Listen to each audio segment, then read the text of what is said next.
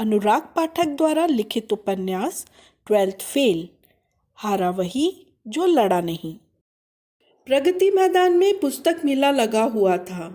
श्रद्धा ने मनोज से पुस्तक मेले में चलने के लिए पूछा तो वह तैयार हो गया। श्रद्धा ने मेले में 3-4 किताबें खरीद लीं। मनोज एक स्टॉल पर खड़ा हो गया और किताबें उठा उठा कर देखने लगा। विवेकानंद, महात्मा गांधी, भगत सिंह, लिंकन की जीवनियाँ उस स्टॉल पर थीं। वह उन किताबों को उठा उठा कर देखता और देखकर वापस रख देता। श्रद्धा ने कहा, मनोज, तुम ये किताबें लेना चाहते हो क्या? महापुरुषों की ये जीवनियाँ बहुत प्रेरणादायक हैं। श्रद्धा की बात सुनकर उसने कहा, श्रद्धा, मैंने ये सारी किताबें पढ़ी हैं। लिंकन की जीवनी तो 3-4 बार पढ़ी है। उसके कथन में गर्व था। उसे श्रद्धा के सामने अपनी तारीफ करने का मौका मिल गया। सरल श्रद्धा ने प्रभावित होकर पूछा, ये तुमने कब पढ़ ली? श्रद्धा के सुखद आश्चर्य से वह प्रभावित हो गया। उसे अपनी तारीफ की डिग्री बढ़ाने का मौका मिल गया। बीए में पढ़ी थी। क्या तुमने इतना सब पढ़ा है?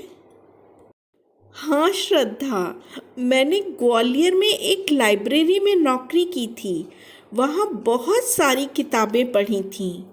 श्रद्धा का प्रसन्नता मिश्रित आश्चर्य देखकर उसने कहा।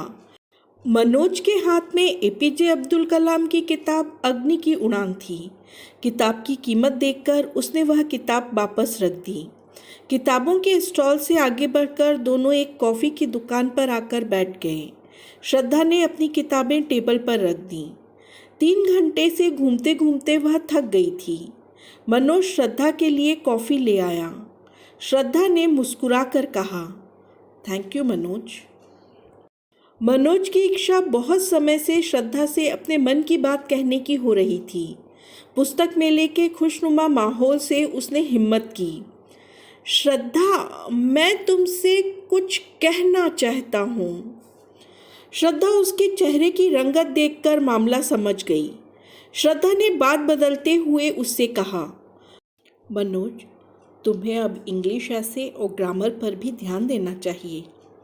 रोज़ 1 घंटा इंग्लिश पढ़ना चाहिए।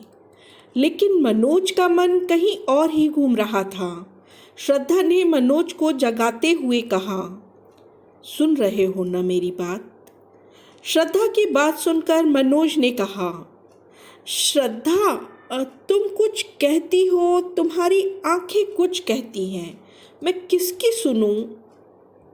मनोज की बात सुनकर श्रद्धा ने अपनी नज़रें कॉफ़ी के कप पर टिकाए हुए मनोज से कहा, मैं तुम्हें सरल इंग्लिश में ऐसे लिखना सिखाऊंगी। पहले अटेम्प्ट जैसी गलती अब दोबारा नहीं की जा सकती। प्यार की बात करने के मनोज के अरमानों को श्रद्धा ने इंग्लिश की पढ़ाई के नाम पर ठंडा कर दिया।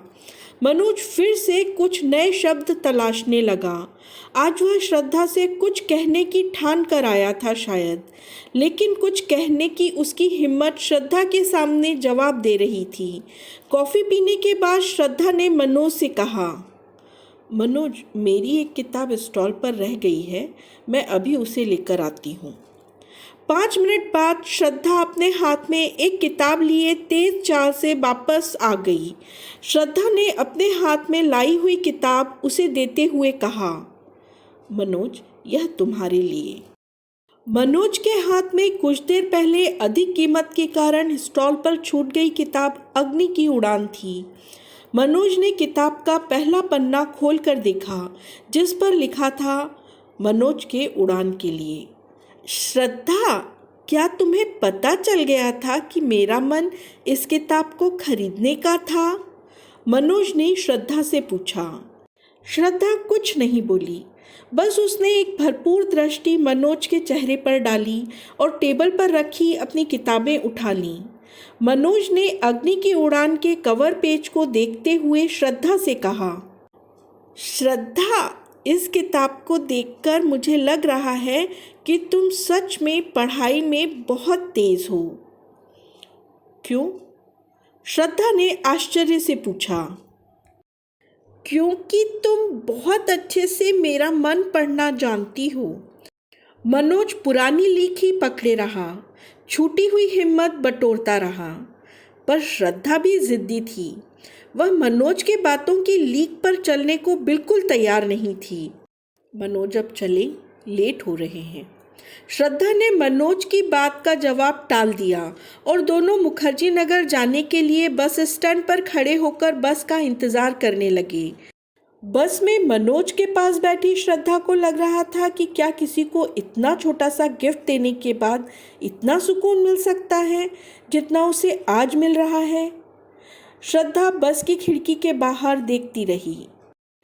मनोज शाम को कमरे पर पहुंचा तो पांडे बिस्तर पर लेटा हुआ था।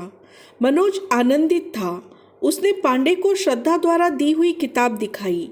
मनोज सुख से किसी लड़की के साथ मेले में घूमे और पांडे अकेला कमरे में डला रहे, यह बात पांडे को बहुत कष्ट दे रही थी। पांडे ने किताब हाथ में ली, किताब का पहला पेज खोला और उस पर लिखा वाक्य जोर जोर से पढ़ने लगा, मनोज की उड़ान के लिए। फिर वह मनोज से बोला, ओहो, तो अब आप प्रेमिका की दी हुई इस किताब से मोटिवेट होंगे, अपने घर की भुखमरी से नहीं। कोर्स की किताब पढ़ने से सिलेक्शन होगा मनोज जी। प्रेमिका के द्वारा दी गई इस किताब को पढ़ने से कुछ नहीं होने वाला। इतना कहकर पांडे ने किताब को दूर पलंग पर फेंक दिया। पांडे के इस व्यवहार से मनोज को गुस्सा आने लगा, पर उसने अपने गुस्से को दबाते हुए कहा, पांडे, हमें इस तरह की मोटिवेशनल किताबें पढ़ना चाहिए। पता नहीं इस किताब की कौन सी बात कब हमारे काम आ जाए। प्रेम कर रहे मनोज से पांडे चिढ़ रहा था। उसने चिढ़ते हुए कहा, प्यार में डूबे लोगों को प्रेमिका की हर बात मोटिवेशनल लगती है। मनोज, तुमसे मुझे बहुत उम्मीद थी। तुम्हारा संघर्ष और लक्ष्य के प्रति गंभीरता देखकर लगता था कि तुम ज़रूर सफल हो जाओगे, पर अब प्यार के जंजाल में फंसकर तुम अपने को पतन की ओर बढ़ा रहे हो। मैं स्पष्ट कहता हूँ कि श्रद्धा से दूर रहने में ही तुम्हारा भला है। एक तरफा प्यार के चक्कर में तुम अपने को बर्बाद कर लोगे। श्रद्धा मेरे लिए क्या है तुम अच्छे से जानते हो। तुमसे कुछ नहीं छुपा है। श्रद्धा के कारण मैं और अधिक गंभीरता से पढ़ रहा हूँ। श्रद्धा मेरी पढ़ाई में लाभ पहुँचा रही है। मनोज ने श्रद्धा से अपने प्यार की पुरानी विचारधारा पांडे को फिर से समझाने की कोशिश की। ये सब बेकार की बातें हैं।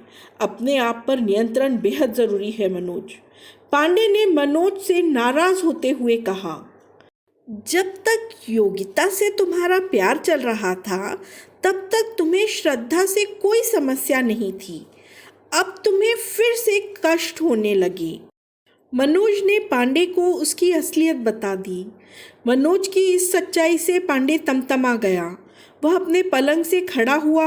उसने खड़े खड़े मनोज से कहना शुरू किया, मनोज, तुम्हें तय करना पड़ेगा कि तुम मेरे साथ रहना चाहते हो या श्रद्धा के साथ। यदि श्रद्धा इस कमरे में आई तो मैं तुम्हारा रूम पार्टनर नहीं रह सकता। अपना निर्णय बताओ, मैं या श्रद्धा। मनोज को पांडे से इस तरह की जिद की उम्मीद नहीं थी। उसने उदास होकर पांडे से कहा, मैं श्रद्धा के बिना नहीं रह पाऊंगा। मुझे तुमसे यही उम्मीद थी मनोज। इतना कहकर पांडे ने तुरंत अपना सूटकेस उठाया, अपनी किताबें और कपड़े भरे, दीवान पर चिपका संविधान का मौलिक अधिकारों का पेज उखाड़ा और मनोज से फिर कहा, यहाँ अपनी प्रेमिका की फ़ोटो चिपका लेना मनोज। मौलिक अधिकार पढ़ने की ज़रूरत अब तुम्हें नहीं रही। श्रद्धा का फ़ोटो देखकर ही पास हो जाओगे। मनोज कुछ कहता उसके पहले पांडे कमरे से बाहर निकल गया।